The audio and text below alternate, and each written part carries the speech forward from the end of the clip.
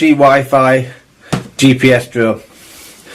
Apparently with 16 minutes flight time. It's got GPS, 1 key return, headless mode, altitude hold, HD camera, and you can adjust its speed. So let's have a look what you get in the box. So in the box you get an instruction manual, which is actually quite decent, tells you how to calibrate and everything. What I would say is there's nowhere in this instruction manual that is EACHINE anywhere, so I'm guessing this isn't an EACHINE product, it's just a rebranded one from someone else. So you get the drone itself, set of prop guards, set of spare props, charging and a charging cable, sorry, 2 spare props and a charging cable, and the controller. So let's just put this down here out of the way. Let's have a look at the drone. So the drone is obviously designed to look like something else. There's no prizes for guessing what it is. So it's a complete rip-off of the Mavic Pro, Mavic Air. It is actually bigger, and this thing weighs over 300 grams just, which I find strange because it's well over the 250 gram limit. So this is your drone itself. So it's obviously got foldable arms. These fold down and clip in to give you more height. It actually worked quite well. It's actually quite a nice finished off drone. This is like a, I don't know how you can describe it. It's like that rubber coated plastic type stuff all over the drone, and then underneath is just plastic. There looks like on another drone or a different one or another one of these with an optical flow sensor. This has no optical flow. This does have a 1080p 5G Wi-Fi camera that's adjustable from the transmitter, but there's no wheel on the transmitter. You do it with these buttons. I'll show you that in a minute, which I don't particularly like, but let's have a look. Now the other thing is I bought this drone and I got it cheap, but today I've just looked on and this is coming in at around £85, which is a lot of money. You can buy it in different variants. So you can buy a 720p version, a 1080p version, or the 1080p 5G Wi-Fi one, which is this one. And I think the difference is the SD card slot. This one has one. I don't think there was a. Don't quote me on that. I can't be certain on it. So this is the drone. So in the back you've got a battery, which is 1200 milliamp hour, 7.4 volts. So it's a 2S LiPo. So this is the first thing I had a problem with when I got this drone. So I put the battery in, so it just slides in like this. And when I pushed it in and I tipped it up, it fell out. No matter what I did, I couldn't make the battery stay in. On here you've got a little lip. You can see that little ridged up bit there. That pushes down to allow you to pull the battery in and out. And then there's a lip on here. They were miles away from each other. So what I've had to do is, if you can see that's slightly bent, very slight, I put some gentle heat on that and pushed up with my finger to bend it up. And the same on here, I put a little bit of heat on the top of the battery, and I just put my finger on when I was heating it, enough to make it clip in. Now I have seen another video on this and someone said the battery just slides in with no effort. So I'm presuming they might all have this issue. Now I wasn't going to probably fly it with it just holding in and hoping it was staying there, so we all know what happens when the battery comes undone. So you might have to do that when you get it. You can also buy this with 1, 2 and 3 batteries, and I think this quad with 3 batteries is £105, which is a lot of money for a brushed GPS drone. I suppose the proof will be in what it flies like. I wouldn't expect the camera's going to be brilliant. It never seems to be on any of these. I'll be quite shocked if it is decent. It's got LED lights on the back, and they signal lights tell you what if it's got GPS lock or not. I'll show you that in a second. So let's connect it up. Just connect the drone up and then I'll connect it up to the app. So it's a single press on. All your lights will come on the back and you'll hear the camera actually click into life at the front. So you've got 4 flashing lights there. This is your typical EACHINE controller, on and then up and down to make sure it's bound on your left stick. Fake antennas, absolute complete waste of time. They really annoy me. Take off and land, and then you've got on here, you've got the buttons for the camera. And yes, it does make it a really annoying beeping noise. So that's your camera going up and down by pressing these buttons here. I don't like that design at all. I don't understand why there's no wheel on here. If you've seen my channel before, you know I absolutely hate these remotes. The phone fits in the bottom. I've got an iPhone 7 Plus. It's probably bent this slightly to get it in. I dislike them immensely. I don't even like these controllers. I have no idea why we don't go back to the old type controllers. And on the top of it, you've got your photo button and your speed and rates button. But I'm not impressed with the controller at all. And for that kind of money, I expected a bit of a better controller. I'll start putting rechargeable batteries in these things. They don't cost much money, and the recharging port on. This runs on 4 AAAs. So that's your drone. That's telling me I've not got a GPS lock, obviously, because I'm indoors. So it does look a decent drone. Don't get me wrong, the build quality is quite nice on this thing. It feels nice. I'm not saying it doesn't at all. So the app it runs on is LWFPV. So a lot of things use this app. I've used it on another quads that I've reviewed, and you've probably seen it before. So that's the thing you want to get. That's the app. Just go into settings and just connect it up to the Wi-Fi. And what you want to find is Wi-Fi 1080p GPS.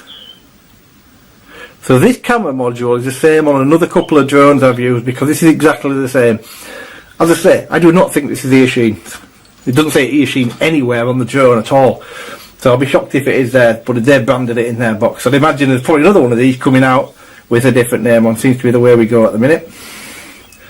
So I go into the app. And there you go. It's actually quite sharp on the screen. The map works. It doesn't always on these, but as you can see, it's quite sharp. And the lag's not too bad at all. And it records to an SD card, which is a massive advantage, of course. So there you go. So that's the app, and then it's your typical app. At the top you've got your distance and your height and your speed and all the rest of it, and then down here you've got your settings. So this is your waypoint mode, etc. These will be in a further video, not in the flight video, but I'll do them in a further video. Now, there is no video button on the controller. Sorry, when I said photo, video, I meant photo. There's a photo button, top right hand corner, top left hand corner, but no video button. So you have to start your video on here. Now, sometimes with these apps, that'll just record to the phone. It actually doesn't. It records to the SD card. If you've got an SD card in, if you haven't got an SD card present, it'll record to the phone itself. Now, I've used this app before and didn't like it, so I'll see what it's like when I do the flight video. I found it was just knocking out all the time, but it might be a lot better on this one. So that's basically the drone. That's what you're getting in your box, and that's what you're getting for your money. As I say, I think it's a bit expensive, and if you are thinking about buying one of these, double check this battery and make sure it actually clicks in, because that's what it needs to be like. You need to be able to push down on that to get it out. When I got it before, I could just literally do that and pull it. Oh, to be fair, tipped it up down first time. I like the LEDs on the front. They're very, very bright, so I'm presuming they're going to look bright in the flight. So, it's enough of me waffling. I'll have the flight video in a couple of days. Thanks ever so much for watching. If you haven't already subscribed, please do. Loads more videos coming up shortly on a lot of GPS drones, but also later, after probably January, there's going to be more of other things on. There's going to be more cars on the channel, more planes, more boats, anything RC related. So there's going to be a lot more, not just drones. For two reasons. One, there's not as many drones around at the minute, because at the time of year there'll be less coming out. And the second thing is, they're all getting a bit samey. So I feel I'm reviewing a different drone that looks different, but it just behaves exactly the same as the one I've done before. And to me, it's a bit pointless. So when obviously good stuff come out, then I'll be getting them, but you're going to see a lot more cars and other stuff on the channel. So Mavic Air, guys, made a lot of buzz. I actually didn't expect to receive it until the end of month, but it suddenly arrived last Thursday. I quickly shot an unboxing video for Instagram, but didn't actually fly until the weekend, because, you know, work, life. It was my family who presented me my first drone. It was Phantom 3 Advanced, and I was crazy about it. It was so amazing, I wanted to use drone everywhere. But very quickly I realized that it's a bit inconvenient to carry this case everywhere. So Unfortunately, most of the time Phantom sat down below my desk. Why Mavic Air is such a big deal? Well, for comparison, this is Phantom's case. This is all you need for Mavic. Mavic Air is unbelievably small for what it can do. I can carry it in my coat's pocket, literally. For a person that haven't used Phantom 3 Pro, Phantom 4, Phantom 4 Pro, original Mavic, Mavic Pro and all that fancy stuff, this little drone is actually a huge jump forward. Let me highlight what excites me the most. It has 3-axis gimbal with the camera that shoots 4K 100 megabit footage and can take 12 megapixel stills. It's foldable and it's very portable, as I already said. Maximum flight time is 20 minutes, which I think is enough to get some nice shots. With improved flight autonomy 2.0, the drone will bypass obstacles. And it won't stop while in trekking mode like original Mavic is usually doing. It uses gimbal camera, forward, backward and downward facing dual vision sensors, downward infrared sensing system and other out-of-this-world technologies to process, understand and interact with surrounding environment. As you can see on the video, it fights quite strong wind and stays in its position. Overall, I was confident in it despite the strong wind. Controller deserves special mention. Apart from its size, it can become even smaller because you can remove the joysticks from here. Once phone is in your controller, it feels good and comfortable. So there are 3 ways of controlling your Mavic. You can control it with standard controller and phone, you can control it with phone only, and you can control it with gestures only. I will definitely play with gestures, but I think most of the time I obviously will control it using traditional controller. You know, I don't remember a day when I left my house without a camera. Now I'm sure this drone will be with me wherever I go, because seriously, have a look. This is like a masterpiece, honestly, for its size and what it can shoot. So you've just got it out of the box, you've turned it on, you assume you've charged up your battery. You go into your phone, go into Wi-Fi, and you connect to Spark RC. Now the actual instructions for this are going to be underneath the battery. So you take the battery off, and there's the Wi-Fi password. If that doesn't work, then they're on the back of the controller. And you can see where it says the QR code here, the little weird symbols, and then you've got the Wi-Fi name, password. So in case you couldn't find it, it's on the back of one of these 2. And by the way, your phone is connecting to the controller and your controller is connecting to the drone. So when you connect to the Wi-Fi, you're really connecting to the controller, okay? You open the DJI Go 4 app here and you'll notice that it's come on already. So what you can see here, if I just make sure this focuses properly, is various things. You've got this thing telling me that the SD card is too slow because it's not a good enough speed or whatever. No positioning, which means we're inside so it can't really detect the satellites which it needs to fly. You've got the map here, and you've got the heads-up display here. You've got the height in meters, the distance from your start point, which is here, and the velocity, your speed. You've then got settings here. This blue notch thing here, don't know if you can see that, is the gimbal, so that tells you the gimbal's pointed about there. And then you've got the settings on the right here as well. Now this button is the takeoff button. I'm not going to do that because I'm in my room. Then you've got the return to home button. I don't use any controls on the phone, by the way. I only use the transmitter here because it's just much more stable and it gives you a better control over the drone. This will record to either the SD card or the phone, depending on what's full. If the SD card is empty, and it's got space on it, it will record to the SD card. If the SD card's full, it records to the phone. You can actually change that setting here, but I'm not going to do that because it's fairly self-explanatory. This button here will open the camera settings. So you've got auto and manual. I would suggest going on manual because when you're flying around, the lights and everything will play havoc on the camera and you won't get a good film. Just set it to manual exposure, change the settings to what you want and leave it at that. Now, let's go into the settings.